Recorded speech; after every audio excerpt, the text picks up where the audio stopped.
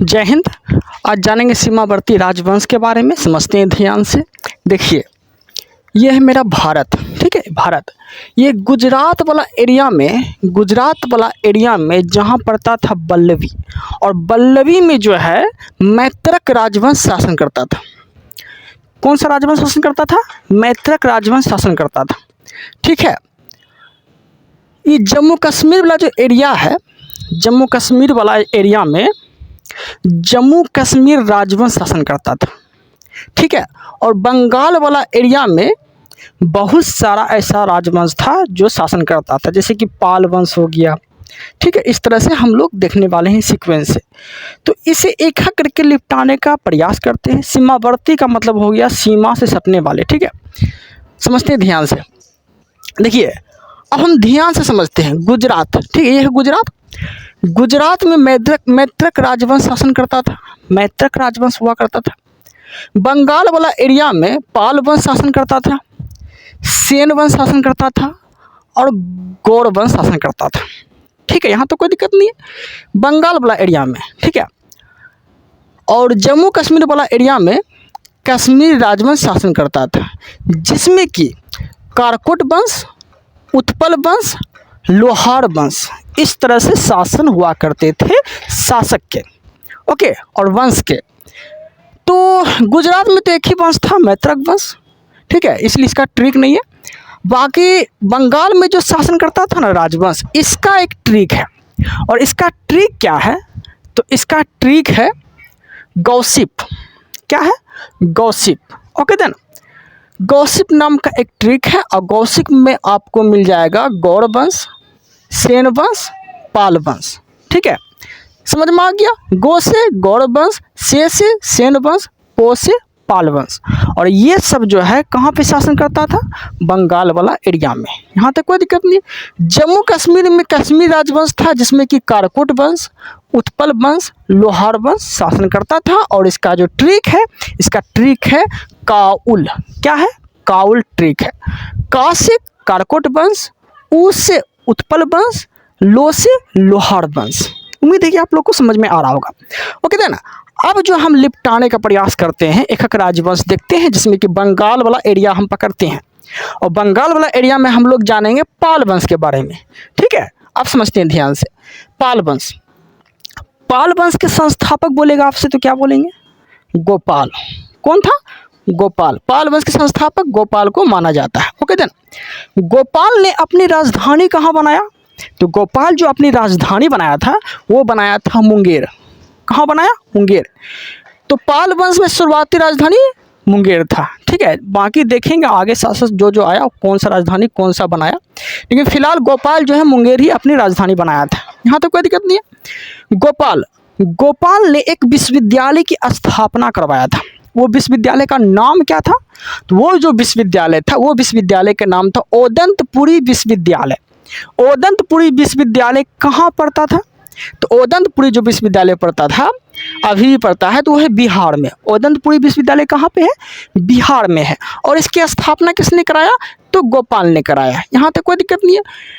पाल वंश का जो अगला शासक आया, उसका नाम हुआ गोपाल।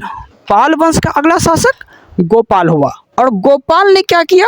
तो गोपाल ने एक बहुत ही महत्वपूर्ण काम किया था, ठीक है। क्या किया? तो इसने कन्नौज में त्रिपक्षीय संघर्ष में भाग लिया था, ठीक है। और आपसे पूछेगा कि पाल वंश का सबसे प्रतापी, सबसे महान शासक कौन था? तो वो धर्मपाल था, जिसने कन्नौज के त्रिपक्षीय संघर्ष में पाल वंश के संस्थापक या पाल वंश की ओर से भाग लिया था, ओके देन। यहाँ तक कोई दिक्कत नहीं है। अब देखते हैं कि कन्नौज वंश में कौन कौन से शासन भाग लिया था, कौन कौन से शासक। तो पहला तो राष्ट्रकूट था, ठीक है। त्रिपक्षीय संघर्ष मतलब क्या? 3 राजवंश शासन किया था, 3 राजवंश इसमें भाग लिया था। जिसमें पहला था राष्ट्रकूट। राष्ट्रकूट की तरफ से ध्रुव भाग लिया था, ठीक है। प्रतिहार की तरफ से वत्सराज भाग लिया था, और पाल वंश की तरफ से धर्मपाल भाग लिया था, ठीक है, कन्नौज के त्रिपक्षीय संघर्ष में। यहाँ तक कोई दिक्कत नहीं होना चाहिए आप लोग को। अब हम देखते हैं धर्मपाल के बारे में। धर्मपाल की कुछ उपाधि है जो एग्जाम से रिलेटिव है। और धर्मपाल की जो उपाधि था, इसने अपनी उपाधि धारण किया था, तो ये था परम सौगात। परम सौगात की उपाधि किस पाल वंश के शासक ने उपाधि धारण किया था परम सौगात की? तो आप क्या बोलेंगे? आप बोलेंगे धर्मपाल। ठीक है, धर्मपाल ने परम सौगात की उपाधि धारण किया था। इसके बाद इसका एक और उपाधि था, जिस उपाधि का नाम था उत्तरापथ के स्वामी। उत्तरापथ के स्वामी इसे बोला गया था, कोई इसे उपाधि दिया था। किसे? धर्मपाल को बोला था उत्तरापथ के स्वामी। और किस व्यक्ति ने बोला था? एक गुजराती कवि था जिसका नाम था सोट्ठल। जिसका क्या नाम था? सोट्ठल। ठीक है, इसी ने धर्मपाल को उत्तरापथ के स्वामी बताया था। यहाँ तक कोई दिक्कत नहीं है। धर्मपाल ने एक महत्वपूर्ण विश्वविद्यालय की स्थापना करवाया था, वह था विक्रमशिला विश्वविद्यालय। विक्रमशिला विश्वविद्यालय की स्थापना किसने करवाया था? तो वो कराया था धर्मपाल ने। यहाँ तक कोई दिक्कत नहीं है। अगला जो शासक आया पाल वंश का, वो हुआ देवपाल। ठीक है, ये हुआ देवपाल। देवपाल ने अपनी राजधानी मुंगेर ही रखा। ठीक है, पाल वंश का शासक था देवपाल, जो अगला शासक था वो अपनी राजधानी जो है मुंगेर ही रखा। ओके, देन यहाँ तो कोई दिक्कत नहीं है। अब हम लोग देखते हैं आगे। ओके, इसके समय में, देवपाल के समय में, ठीक है, इसके समय में ब्रजदत्त नाम का एक कवि रहा करते थे। और ब्रजदत्त का एक बुक था। इस बुक का नाम क्या था? तो यह था लोकेश्वर शतक। लोकेश्वर शतक किसके द्वारा लिखा गया था? तो ब्रजदत्त के द्वारा लिखा गया था। अब ब्रजदत्त किसके दरबार में रहा करते थे? तो देवपाल के दरबार में रहा करते थे। यहाँ तो कोई दिक्कत नहीं होना चाहिए आप लोग को। देवपाल ने ओदंतपुरी में बौद्ध मठ की स्थापना कराया था। ओदंतपुरी विश्वविद्यालय की स्थापना किया था गोपाल, लेकिन ओदंतपुरी विश्वविद्यालय में बौद्ध मठ की जो स्थापना किया था वो करवाया था देवपाल ने। कौन करवाया था? देवपाल ने करवाया था। यहाँ तो कोई दिक्कत नहीं है। इस वंश का जो अगला शासक हुआ वह हुआ महिपाल। ठीक है, इस वंश का अगला शासक महिपाल हुआ। ये सब ना बंगाल राजवंश में शासन किया करते थे। तो पाल वंश का अगला शासक कौन हुआ? महिपाल हुआ। इसके समय में चोल शासक राजेंद्र प्रथम ने आक्रमण कर दिया। किसके समय में? महिपाल के समय में। जब महिपाल के समय राजेंद्र प्रथम ने आक्रमण कर दिया तो राजेंद्र प्रथम ने महिपाल को पराजित कर दिया। राजेंद्र प्रथम क्या किया? महिपाल को पराजित कर दिया। तो कहने का अर्थ ये हो गया, पाल वंश के किस शासक के समय राजेंद्र प्रथम ने आक्रमण किया था? तो महिपाल के समय। यहाँ तक कोई दिक्कत नहीं होना चाहिए आप लोग को। अब समझते हैं आगे। तो आक्रमण करके महिपाल को हरा दिया किसने? राजेंद्र प्रथम ने। फिर इस वंश का जो अगला शासक होता है और अंतिम शासक होता है उसका नाम होता है रामपाल। ठीक है, पाल वंश का अंतिम शासक रामपाल होता है। और रामपाल के दरबारी जो कवि थे, वो दरबारी कवि का क्या नाम था? तो जिमूत वाहन। दरबारी कवि कौन थे? जिमूत वाहन। और जिमूत वाहन की जो प्रमुख पुस्तक था, उस पुस्तक का नाम था, क्या था? दैवभाग। ठीक है, मतलब दैवभाग नाम का एक पुस्तक लिखा था। किसके द्वारा लिखा गया था? तो जिमूत वाहन के द्वारा लिखा गया था। और जिमूत वाहन किसके दरबार में रहा करते थे? तो रामपाल के दरबार में रहा करते थे। उम्मीद है कि आप लोग को यहाँ तक कोई प्रॉब्लम नहीं होना चाहिए। ओके देन, अब समझते हैं आगे। अब देखिए, अब हम जो पढ़ने वाले हैं वो पढ़ने वाले हैं सेन वंश के बारे में। ठीक है, सेन वंश भी जो है ना बंगाल वाला एरिया में ही शासन करता था, जिसका ट्रिक बताए थे आप लोग को गॉसिप। ठीक है, तो सेन वंश के बारे में हम लोग जानते हैं। सेन वंश के जो संस्थापक थे ये सामत सेन को माना जाता है। सेन वंश के संस्थापक सामत सेन को माना जाता है। यहाँ तक कोई दिक्कत नहीं। सामत सेन ने जो राजधानी बनाया सेन वंश का, वो राजधानी बनाया नदिया। और नदिया कहाँ पड़ता है? लखनौती। और लखनौती कहाँ पड़ता है? तो बंगाल में। ठीक है, नदिया लखनौती बनाया और लखनौती कहाँ पड़ता है? बंगाल वाला एरिया में। यहाँ तक कोई दिक्कत नहीं है। सेन वंश का जो अगला शासक आता है उसका नाम होता है विजय सेन। सेन वंश का अगला शासक विजय सेन। और सेन वंश का अगला शासक कौन होता है? विजय सेन। और विजय सेन जो होता है वो सेन वंश का महान शासक होता है। सेन वंश का महान शासक कौन होता है? विजय सेन। इसके दरबारी अगर कवि बोलेगा आपसे, इसके दरबारी कवि कौन थे? तो इसके दरबारी जो कवि थे वह थे श्रीहर्ष। इसके दरबारी कवि कौन थे? श्रीहर्ष। ओके, और श्रीहर्ष ने क्या लिखा था? तो श्रीहर्ष लिखा था विजय प्रशस्ति काव्य। ठीक है, विजय प्रशस्ति काव्य किसने लिखा था? तो श्रीहर्ष ने लिखा था। और श्रीहर्ष किसके दरबार में रहा करते थे? तो सेन वंश का अगला शासक जो था विजयसेन, जो महान शासक था, विजयसेन के दरबार में श्रीहर्ष रहा करते थे। ठीक है, यहाँ तो कोई दिक्कत नहीं है, श्रीहर्ष रहा करते थे। अगला शासक समझते हैं। अब जो है सेन वंश का जो अगला शासक आता है उसका नाम होता है बल्लाल सेन। सेन वंश का अगला शासक बल्लाल सेन। ठीक है, यहाँ तो कोई दिक्कत नहीं है। सेन वंश का जो अगला शासक होता है वो होता है बल्लाल सेन। और बल्लाल सेन ने एक महत्वपूर्ण काम करवाया था। बल्लाल सेन क्या करवाया था? एक महत्वपूर्ण काम करवाया था।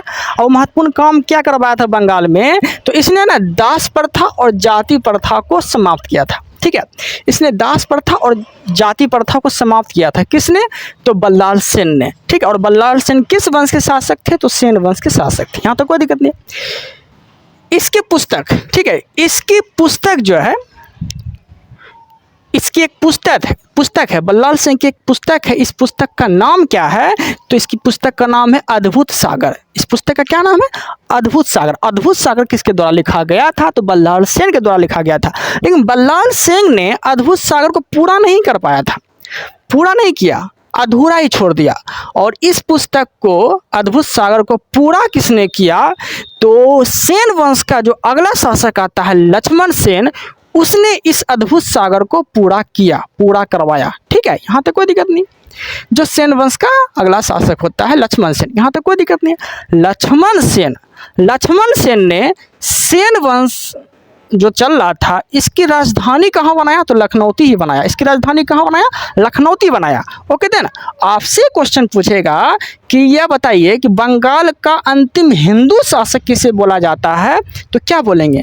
तो लक्ष्मण सेन को जो है बंगाल का अंतिम हिंदू शासक बोला जाता है। ठीक है, और लक्ष्मण सेन के दरबार में एक कवि रहा करते थे, जिस कवि का क्या नाम था? उसका नाम था जयदेव। और जयदेव ने कौन सी पुस्तक लिखा था? ठीक है, कौन सी? तो क्या बोलेंगे आप? तो जयदेव द्वारा लिखा गया जो पुस्तक था वो था गीत गोविंद।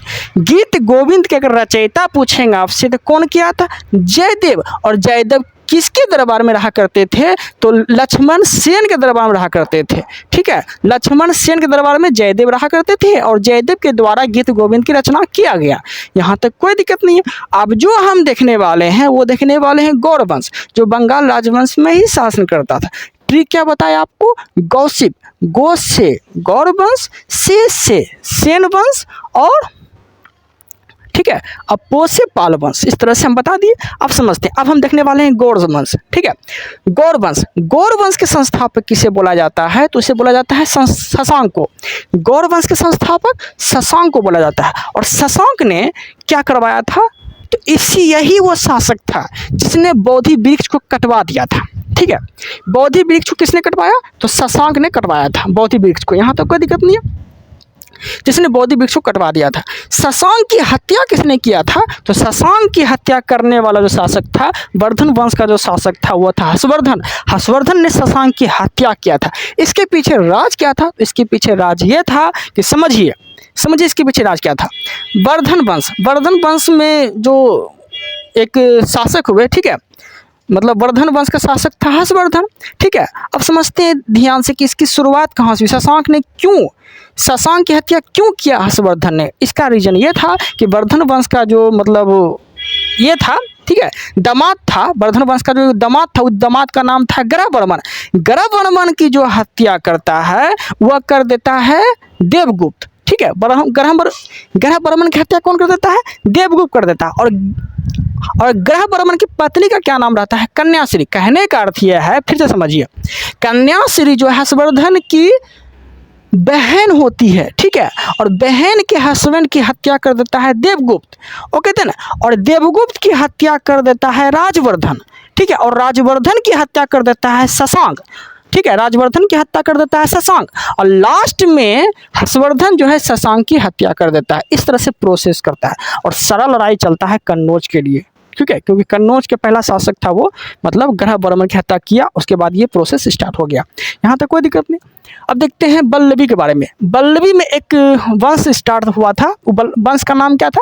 मैत्रक वंश। बल्लभी गुजरात में कौन सा वंश था? मैत्रक वंश। ओके देन, मैत्रक वंश के संस्थापक किसे माना जाता है? तो भट्टारक को। मैत्रक वंश के संस्थापक भट्टारक को माना जाता है। यहाँ तो कोई दिक्कत नहीं है। बल्लभी जो था वो शिक्षा का केंद्र था। बल्लभी जो था वो शिक्षा का केंद्र था, और वो शिक्षा का केंद्र किसका किसका था, तो वह था बौद्ध का और जैन का, दोनों का शिक्षा का केंद्र अगर किसी को माना जाता था तो वो बल्लभी, जो कि गुजरात में पड़ता है, ठीक है। और बल्लभी में ही मैत्रक वंश शासन कर रहा था, और इस मैत्रक वंश के संस्थापक किसे बोला जाता है, तो भट्टारक को बोला जाता है। यहाँ तो कोई दिक्कत नहीं। आगे जो हम देखने वाले हैं वो कश्मीर राजवंश के बारे में देखने वाले हैं।